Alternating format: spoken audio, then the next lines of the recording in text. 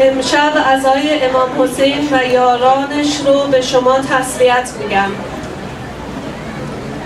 بر نام حسین و کربلایش صلوات. اللهم صل علی محمد و آل محمد. بر نام ابوالفضل و وفایش صلوات. اللهم صل علی محمد و آل محمد.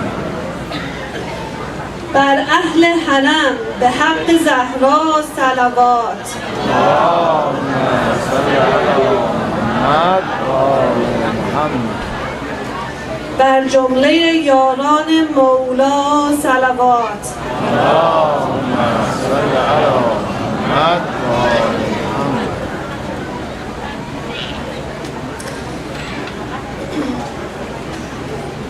First of all, I wanted to let everyone know how lucky you are that you are here tonight and God has put it in your heart to be here. Not everyone is this lucky. And a lot of you have been here throughout all of Muharram and consider yourself very, very lucky that God put that in your heart to be here. The events of Karbala are tragic, strong, and teach us how to stand up and face oppression and tyranny. Every night of Muharram, we must take a lesson and implement it in our lives. Gandhi has said, I learned from Hussein how to be wrong and how to be a winner. I have learned from Hussein how to attain victory while being oppressed. These months of Azah allow our hearts to be softened again. When the heart becomes softened, it becomes like a very ripe soil. And whatever seeds we plant during this month in this soil will bloom and become something very, very beautiful. These are a part of the gifts that God has given us during this month, as well as forgiveness of our sins. Imam Muhammad Baqir alayhi salam said, he who remembers us, or whose presence we are remembered, and as a result a tear flows down their eye, even though it may be the measure of a wing of a mosquito, Allah will construct for him a house in paradise, and those tears will be a barrier between him and the hellfire. This is being that you do not have haqqun nas.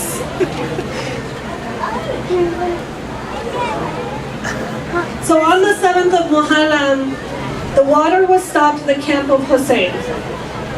The children were crying, Al-Atash, Al-Atash.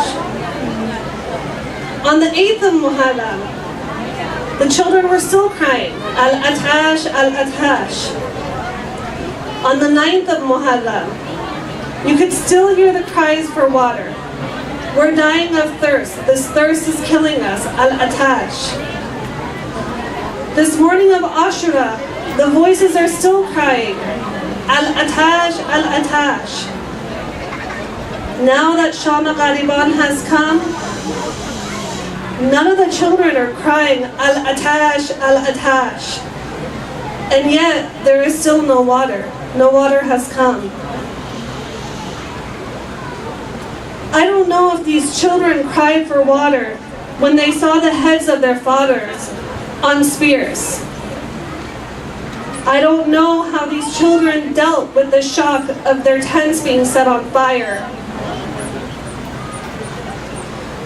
I don't know if they still screamed Al-Atash when their mothers were forced to go out without their hijabs on. When Shim served the head of Imam Hussein and raised it on a spear, Hamid ibn Mohsen says, the army of Yazid came swarming the body, looting all the items that were on Imam Hussein's body. Somebody took the belt, somebody took the abaya, somebody took his sandals. One person saw that there was a ring on Imam Hussein's hand. He tried to take that ring off. He tried to take that ring off, and when he saw that he couldn't take it off, he took a dagger and started chopping it off. As he's chopping off the finger of Imam Hussein, he's crying hysterically and mourning his death. Hamid ibn al-Muhsin came to him and said, "You are cutting the finger of Abu Abdullah and you're still crying while doing it." He said, "I'm crying because of the qurba of Hussein." He said, "Why are you taking this?" He said, "Because if I don't, one of the enemies will." Then an order came in. The order was for these tents to be looted. The women were rushed out of the tents with spears being shot at their head, their hijabs being lifted. And then there was another order for the tents to be set on fire.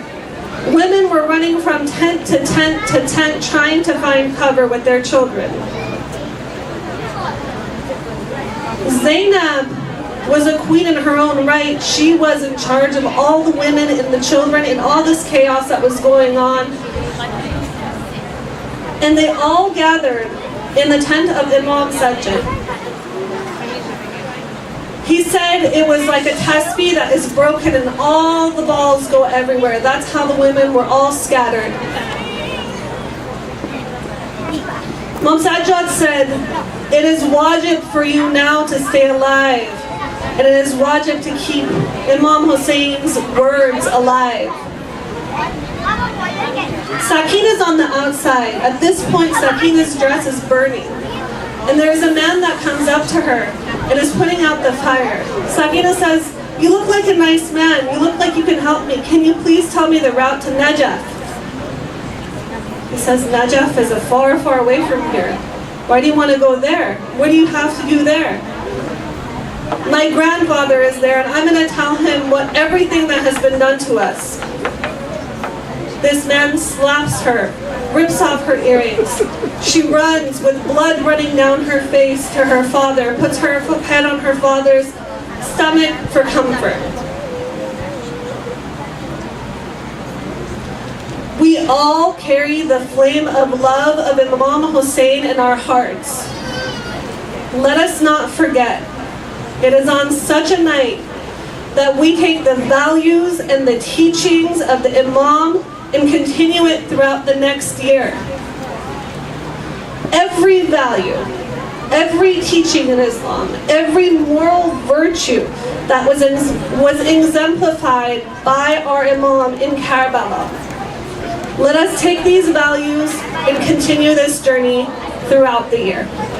Thank you.